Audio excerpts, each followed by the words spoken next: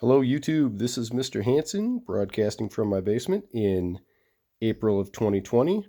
This video is going to be about chapters 10 through 12 of the book Flush. This is a one-take video, so when I make mistakes, please just bear with me. We've gone over some images to help you understand the story. There is a reference to Morocco in these chapters, and Morocco is a country in Western Africa, and you can see Morocco right there on the continent of Africa. And you can also see the state of Florida, where our story is mainly taking place right there. And you can kind of see how far apart these two places are. So just wanted to give you a reference to that as we go forward with the video itself. I'm going to dive right in and go through the summary of these chapters along with some highlighted things. This is a one-take video. Actually, this is my third take. Anyway, when I make mistakes, please just bear with me and we'll continue on. So in chapter 10, we find out that Jasper Jr. is still being mean to Noah. We find out that Noah's dad is still wearing the electric bracelet, I guess you could call it. Some people call that a tether, so that the police officers can keep track of where he is. And everything seems to be calming down until Shelly shows up. Remember, Shelly was the girlfriend of Lice. And she lets them know that Muleman is dumping his toilet tanks into the water again. And they just hang the hose off the side of the boat and dump it out there. Pretty gross, if you ask me. Find out that the guy who is from Morocco, or probably from Morocco, is named Luno. That's the bald guy who had an encounter with Abby earlier. There's the reference to Morocco right there. Let's see here.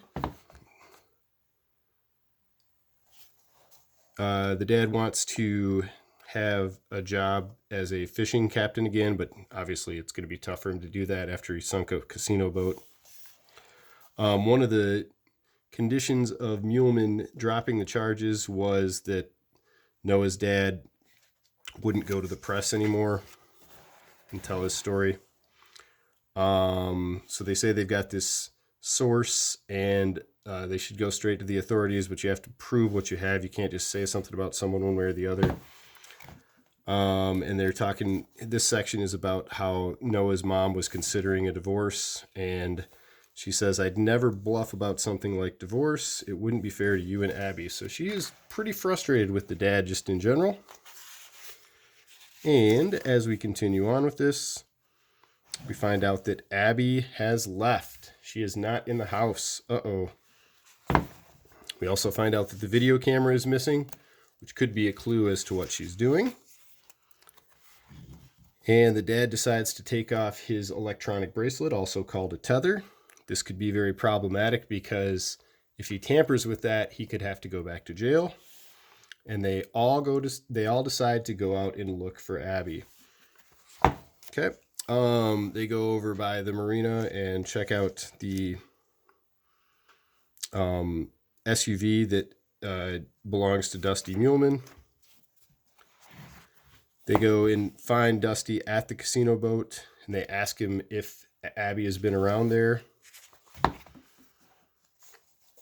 And he's supposed to be on house arrest, of course, but then he said he's looking for his daughter, so he decided to change that situation. That could still be problematic for him. And the dad apologizes for what he did to the boat, even though he wasn't necessarily there to do that. He actually says, in direct quotes, "I'm sorry for sinking your boat." And we find out that the dad is also being kind of manipulative, even though he knows Jasper Jr. is being mean to Noah. Noah ends up having to apologize to the dad, saying that it won't happen again, whatever their situation was as far as that goes. They mention Luno as well and whether he recognizes the kids from the previous night or a few previous nights. We also find out that one of the other conditions of the dad having the charges dropped is that he has to go to counseling. Then the dad and the mom and Noah leave, and there's all kinds of mosquitoes everywhere. They can't find Abby. They think maybe she could be at home already. And fortunately, on their return trip, they find her wearing her backpack with her Nikes. the orange reflectors, and she says, "How about a ride?" So it wasn't that big of a deal to her, but obviously it was a big concern for the family. I think they kind of lucked out as far as that goes. Chapter 12, let's go into that. Okay. So the sister, Abby is the sister, of course, decided to videotape Dusty Muleman, and she was able to videotape him dumping the toilet waste into the water. She was standing on this thing called a tuna tower so that she could videotape that. Unfortunately, it was really hard to see anything in the video, and her videotape was useless. Then Payne, who is the dad, has a meeting with the police officer who's going to address something with his tether, I'm sure, with his electronic bracelet. Okay. The bracelet's underneath the bed, so he has to quick get it back on. Okay. Just talking to the police officer here. And here he runs into a problem where he could be in trouble for tampering with a court-ordered monitoring device. So he is getting hauled into the police station again. Okay. And the dad's actually kind of sad to be in jail this time. They're only keeping him for 48 hours. The dad is kind of ready to give up on this whole situation. He says, "I know when I'm beat. I know when the ball game's over." And we find out that the sister realizes that the videotape wasn't that great anyway. Sometimes people try to do something to be helpful, and then they realize that it really wasn't that great after all, so they just kind of move on from there. And Shelly pulls up in a boat. She's got the barbed wire tattoo. Talk a little bit about that earlier. That's just kind of an identifying mark for her. Okay. Then we find out that Noah is going into the water to get this beer can that bounced off the guy's head that Shelly threw it at, and there's sewage in the water. Ew, pretty gross there. Okay, I told you Dusty was dumping again, didn't I? And we move on from there. There's some turtles that are involved in this whole situation. And we find out there's a guy named Billy Babcock who works for the Coast Guard, but he is what is considered an addicted gambler or a compulsive gambler. So he gambles on the casino boat. And as part of the deal of him not having to repay all his debts, he probably lets Dusty Muleman dump his toilets into the water. Okay. Every time the Coast Guard gets ready to pull a surprise inspection on the Coral Queen, Billy Babcock calls Dusty the day before to warn him.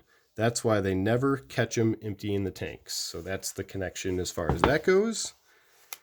And human waste tested off the charts. You have the Coast Guard putting up a sign that says, "Beware of contaminated water." Now they're starting to develop some kind of a plan. The we was a given. I wasn't about to let my sister go anywhere near that marina again without me. And Noah, does this mean you've got a plan? And we'll see if they come up with some type of plan to try to catch Dusty in the act. That'd be pretty much the only way they could get him in trouble, because Dusty has someone for the Coast Guard helping him dump this wastewater illegally. And that's where we're at in the story. Let's talk about some of the paperwork.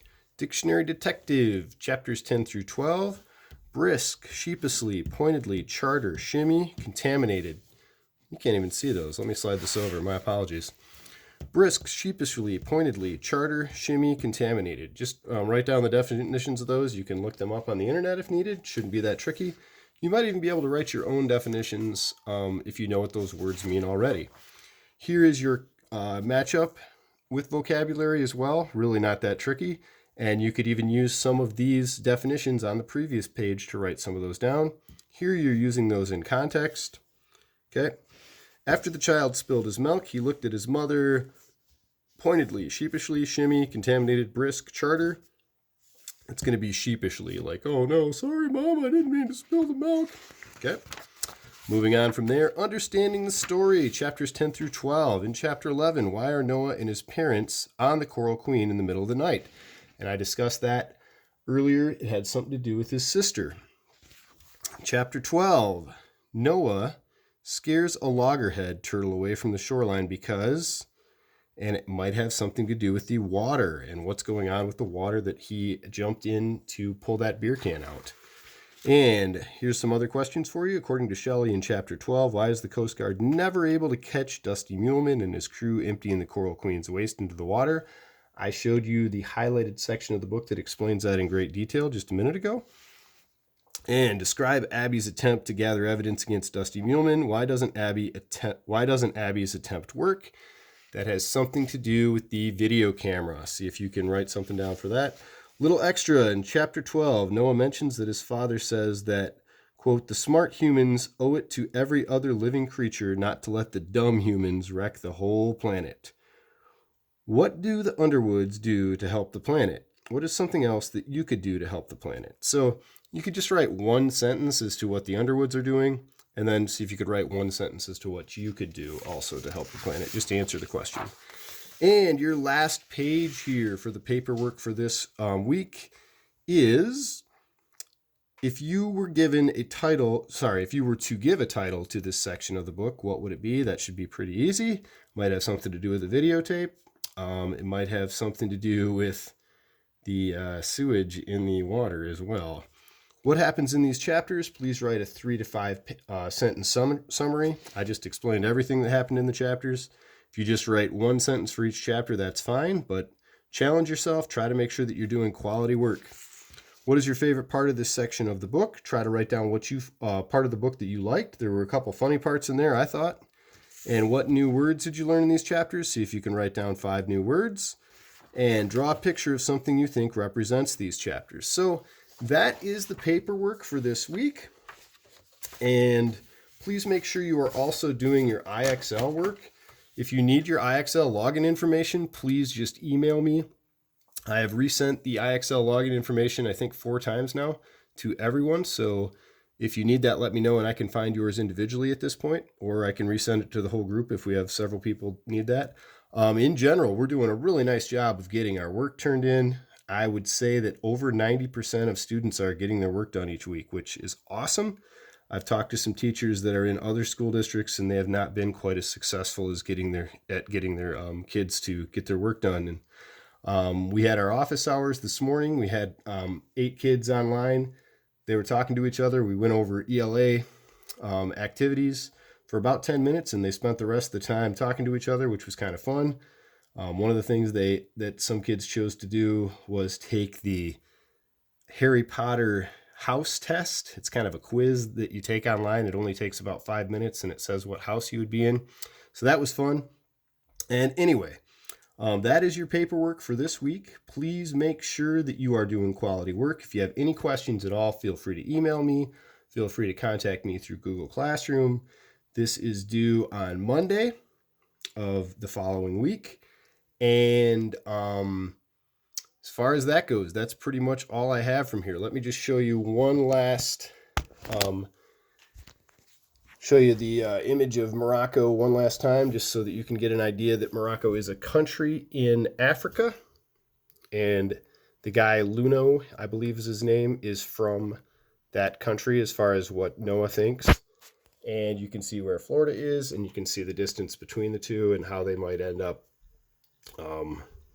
having a person live in Florida from there.